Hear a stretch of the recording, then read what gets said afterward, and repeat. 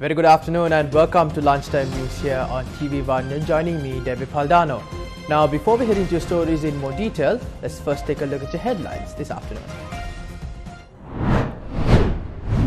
Sri Lanka possesses sufficient stocks of fertilizer for uninterrupted cultivation.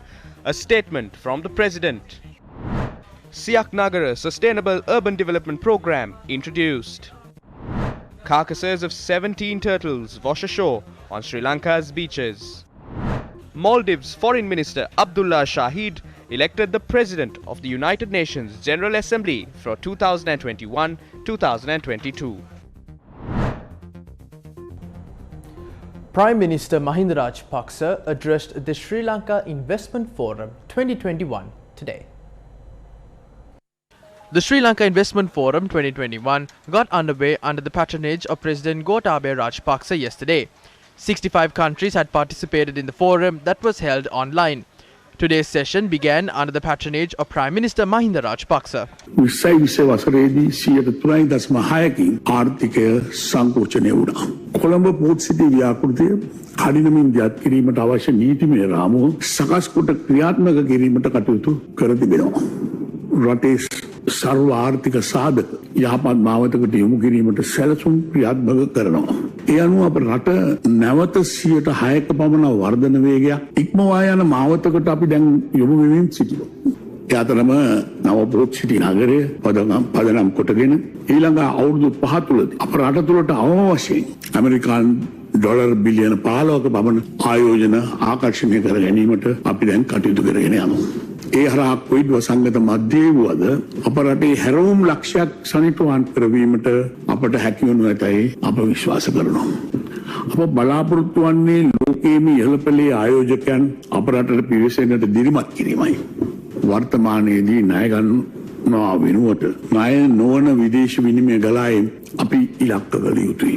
මේවා අතරින් පෞද්ගලික කොටස් ප්‍රයිවට් ඉක්විටි අලවිය කොටස් වෙළඳපොලේ ලයිස්තුගත සුරකින්පත් වර්ධනය ණය උපකරණ කාර්යක්ෂම කිරීම නව ව්‍යාපාර ප්‍රාග්ධනය ජනප්‍රිය කිරීම යන ආදී වැඩසටහන් වලට අප මුල් තැනක් ලබා දිය යුතු වෙනවා. කොළඹ කොටස් වෙළඳපොලේ මෑත කාලීන ක්‍රියාකාරීත්වය ගැන සතුටු විය හැකි මිත්‍රවරුනි. පෞද්ගලික අංශයේ ආයෝජකයින්ට උනන්දුවක් දැක්විය හැකි නිශ්චිත ආයෝජන අවස්ථා ගණනාවක් ගැන මා දැනටමත් විස්තර කරනවා. මෙම සංසදයට සහභාගී වන අදාළ රාජ්‍ය ආයතන සහ පෞද්ගලික අංශයේ ආයතන අතර සම්බන්ධයක් ඇති ආයෝජන අවස්ථා කඩිනමින් සිදු කරවීමට ඔබ සියලු දෙනාටම අවස්ථාව උදා වනු ඇතැයි අපි විශ්වාස කරනවා. The Cabinet has granted approval for the 100 Cities Beautification Program. The project will be implemented under the Urban Development Authority under the 100 Cities Program. අවිධිමත් ලෙස නගර සංවර්ධනය වෙමින් ජන ජීවිතයටත් ඒ සංවර්ධනය විධිමත් නොවන විදිහටත් Based on what we experienced in terms of improper town development and how it has adversely impacted the populace, we have decided to implement a systematic program to develop towns in the future. We have drawn flack at certain instances due to floods occurring as a result of development projects carried out in an improper manner. Based on the premise of developing cities in a sustainable manner, we have decided to launch the Siak Nagara program. 100 cities have been selected for this program. We will coordinate with the regional political authorities of the areas and also obtain the assistance of both the public and private sectors in this endeavour to develop the selected cities in a sustainable manner. නගර 100ක් අවිධිමත් ලෙස සංවර්ධනය කරන්න මේ වෙනකොට සැලසුම් සකස් කරලා ඒ වෙනුවෙන් කටයුතු කරන්න බලාපොරොත්තු වෙනවා. President Gotabaya Rajapaksa says that public representatives must act in the best interest of the people despite the challenges faced in transitioning to organic fertilizer.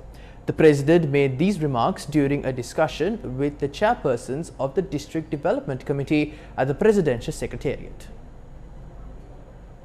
During the meeting, the President had said that sufficient fertilizer has been imported for the forthcoming season and all cultivation activities should be carried out without any hindrance. He dismissed claims raised by several factions on the shortage of fertilizer in the country. The President emphasized that organic fertilizer must be brought into use for the benefit of future generations, despite criticism being levelled over this decision. He also pointed out that the lack of awareness among farmers regarding organic fertilizer has been the cause of this baseless fear. During the discussion, it was emphasized that the government's Vistas of Prosperity and Splendor policy affirms the people's right to toxic-free diet to produce healthy and productive citizens. Meanwhile, various views were exchanged in Parliament on the fertilizer crisis in the country today. We will provide the necessary technology for farmers who own less than a hectare of land and provide them a payout of 36,000 rupees to purchase fertilizer for the Maha season. Several small and medium-scale organic fertilizer production companies have expressed interest over this mechanism. 3 state entities, the Cooperative Department, Land Reforms Commission and provincial entities will work towards this. Therefore, the Agriculture Ministry will take steps to provide adequate fertilizer to the people. 20 companies are currently importing organic fertilizer. This is already taking place, but we appointed a special committee to look into this matter. We request the opposition to avoid politicizing this issue. We will ensure that the farmers don't experience a shortage in fertilizer. If farmers experience a drop in harvest, then we are willing to pay compensation.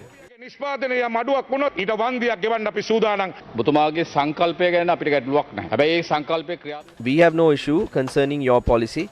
As the opposition, we are only raising concerns over its implementation. You said there is sufficient fertilizer to last for several seasons, but practically speaking, if you speak to farmers in Kalpitiya in the Putlam district, they will tell you that there is no fertilizer. Will the government implement a program to distribute fertilizer in the first place?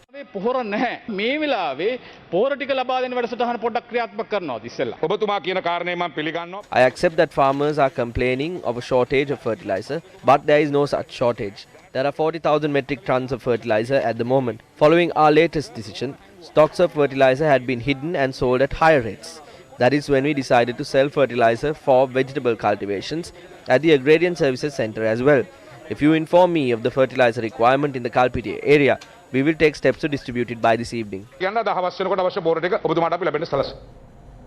A decision has been reached to purchase lands from 29 divisional secretariats in the North Central Province to set up factories for the production of organic fertilizer.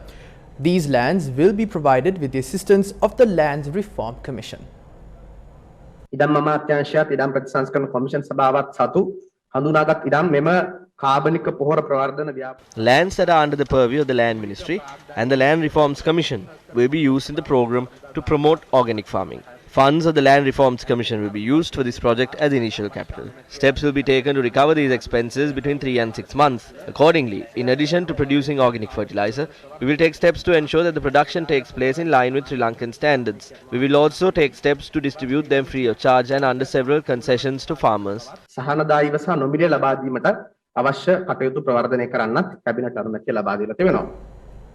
Army Commander General Shavindra Silva, has said that a special mechanism has been formulated to distribute pensions on the 10th of this month.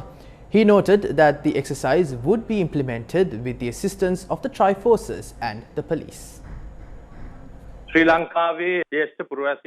Pensions are to be distributed on the 10th of this month. Accordingly, the President instructed us to deploy the Tri-Forces personnel for the distribution of pensions just as it would be done during the first wave. The beneficiaries of pensions will be allowed to travel to and from banks to collect their pensions. Accordingly, banks will be kept open on the 10th to distribute these pensions. We hope to implement a mechanism with the coordination of the Gram Niladhari officers and divisional secretariats to transport these pension beneficiaries to banks under a service offered by the Army. ප්‍රවාහන පාසුකම් යටතේ රැගෙන ගොස් ඔවුන්ගේ විශ්‍රාම වැටුප් පහසුවෙන් ලබා දෙන ක්‍රමවේදයක් අපි ඇති කරලා තිබෙනවා. The State Ministry of Agriculture has said that all economic centres will remain open today and tomorrow. The Secretary to the State Ministry of Agriculture, Anil Vijay, said that farmers had brought their produce to the economic centres today. He noted that wholesale trading of vegetables and fruits will be permitted at economic centres. The carcasses of 2 turtles have washed up on the coasts of Pohotaramulla and Potupitiya in WADDUWA. A turtle weighing more than 40 kilograms has washed up on the Pohotaramulla coast in WADDUWA. The carcass of another turtle had also washed up in the Potupitiya coast in the same area. Wildlife officers are currently carrying out examinations on the carcasses of the turtles.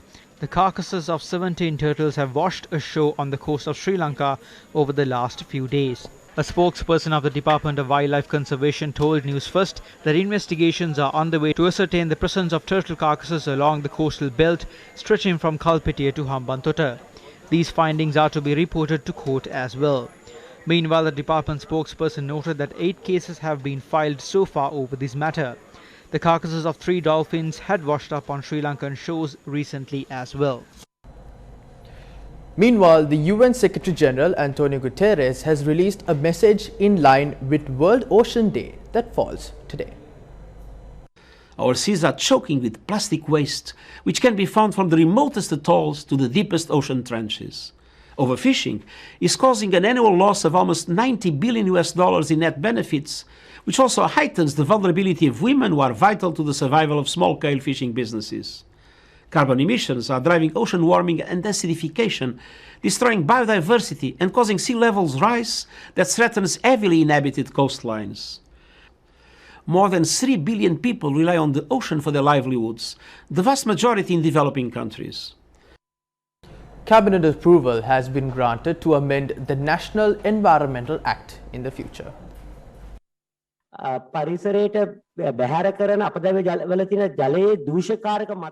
people are obliged to pay a certain fee for the amount of pollutants in the water they discharge, they will have a financial incentive to purify the water released into the environment. In addition, there was a lot of concern relating to the discharge of chemical substances into water with the issue of the blazing ship.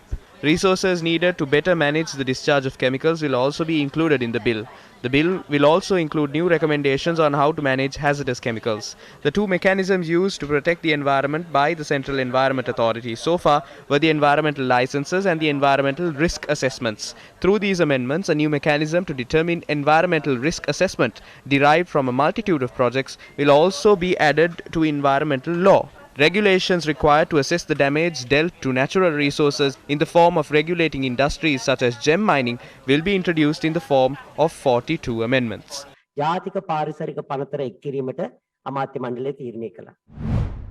The government has made a decision to purchase vegetables and fruits from farmers who are unable to sell their produce due to travel restrictions. The Government Information Department stated the proposal presented by the Minister of Agriculture was thus approved in Cabinet. Accordingly, the stocks of produce that were unable to be sold will be purchased according to the prices of the District Pricing Committee by the District Secretaries. Pursuant to that, they are expected to be distributed in quarantine centres, government hospitals, armed forces and displacement camps free of charge. The Government Information Department stated this program will remain in place until travel restrictions are lifted. Meanwhile, the Cabinet has approved a proposal to hand over confiscated essential items, including food items smuggled into the country, to Satosa. Minister of Trade Bandula Gunawardena said a pricing committee will be appointed to hand over these goods to Satosa. Accordingly, plans have been drawn up to sell these items to the people at a fair price through Satosa outlets. Items such as onions, pulses and turmeric will be sold through Satosa in the future. 2 committees have been appointed to probe into the oil leak at the Sapugaskanda oil refinery.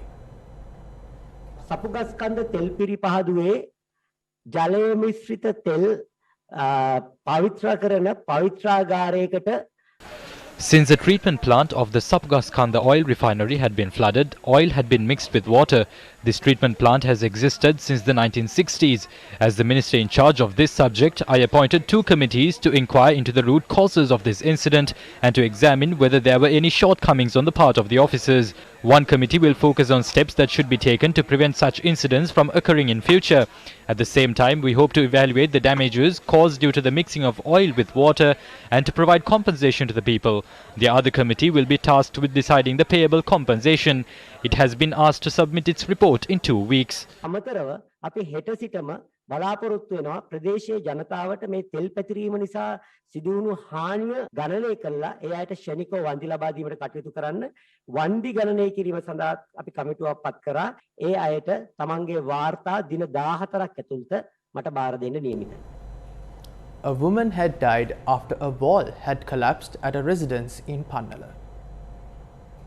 The deceased has been identified as a 41-year-old mother of 2. The children are of the age 6 and 13. It is reported that the wall had collapsed after heavy rains were experienced in the area.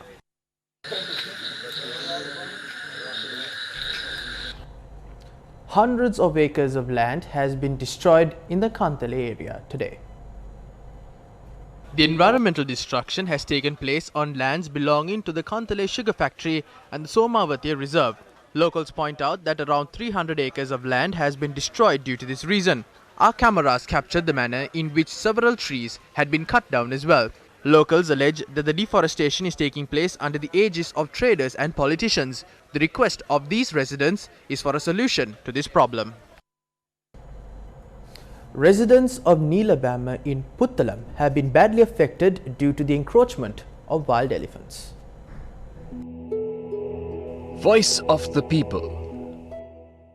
Locals of Neelabama allege wild elephants encroach into their area constantly as a result of uncultivated lands that have been leased out. According to these residents, around 100 acres of land are uncultivated in their locality. These locals complain wild elephants destroy their cultivations upon encroaching into their area. According to the farmers, fires that erupted on these lands during the dry season affect their cultivations as well. The farmers request authorities for a feasible solution to their issues. The threat posed by wild elephants upon the Delnegama village has aggravated at present. Locals allege wild elephants destroy coconut and banana cultivations in the area constantly. Their request is for an electric fence erected around the Delnegama village. And of course, with that, we wrap up lunchtime news here on TV1. For more news, log on to our award-winning website, that is www.newsfirst.lk. For the Newsfirst team, I'm David Paldano. Take care.